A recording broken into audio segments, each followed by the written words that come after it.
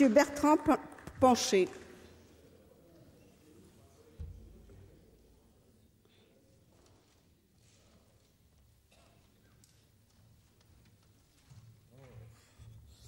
Madame la Présidente, Madame la Ministre, chers collègues, après de trop nombreux reports, nous discutons enfin de ce projet de loi tant attendu et qui encadre la culture, la commercialisation et la consommation en France des organismes génétiquement modifiés.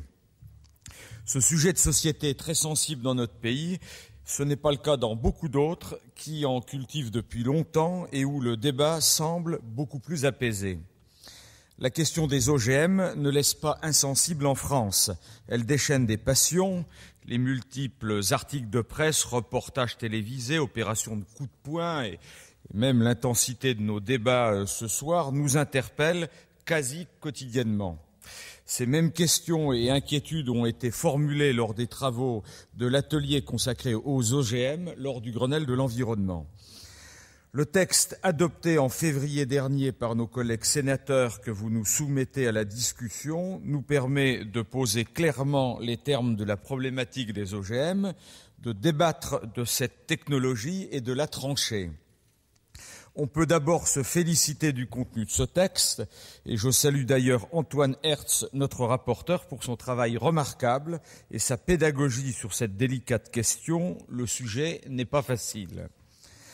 Les principes posés dans ce texte devraient permettre d'apaiser de nombreuses inquiétudes émises par nos concitoyens en encadrant les procédures. Le principe fondamental de la liberté de produire et de consommer avec ou sans OGM est énoncé dans l'article 1er du texte proposé. Ce principe constitue la pièce maîtresse de toute l'architecture de ce texte. Dorénavant, produire, autoriser, commercialiser, cultiver, utiliser, consommer des OGM, tout cela sera strictement encadré par des principes de précaution, d'information, de responsabilité qui sont indispensables à une protection de l'environnement et de la santé publique. Toutefois, le vote et la mise en place de ces principes suffiront-ils à apaiser toutes les inquiétudes que l'on entend au sein de la population française qui craint toujours qu'on lui cache des informations et des données? Je n'en suis pas totalement persuadé. Il me semble indispensable sur ce sujet, comme pour beaucoup d'autres d'ailleurs, je pense à celui des nanotechnologies qui entraînera des débats similaires à celui des OGM, d'approfondir les règles de transparence vis-à-vis des citoyens et de les associer.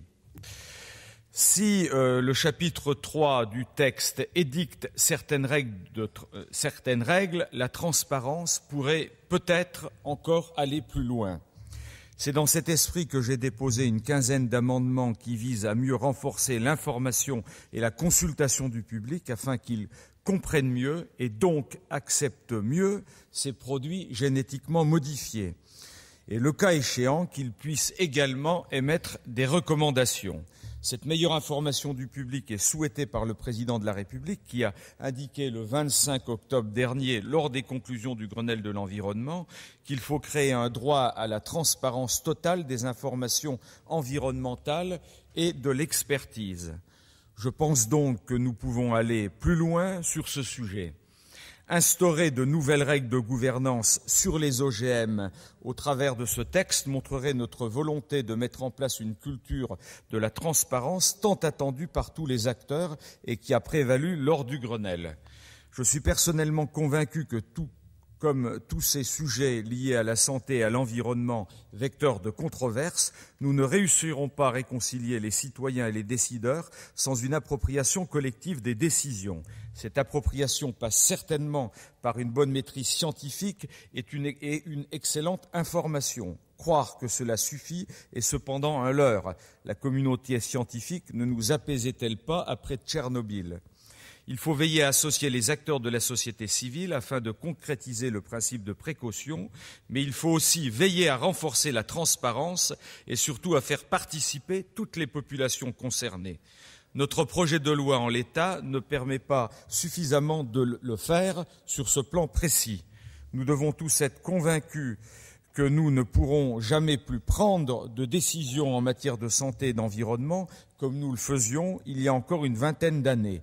L'expertise scientifique est indispensable, elle ne peut se substituer à la décision politique.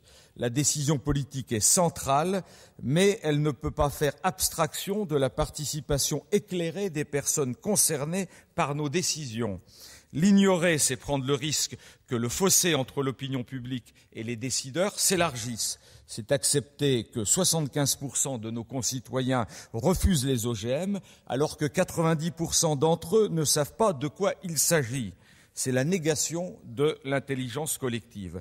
Je formule donc le vœu que ce texte, qui est solide et bien travaillé, puisse être amélioré grâce à la qualité de nos débats. Je vous remercie. Merci, Monsieur.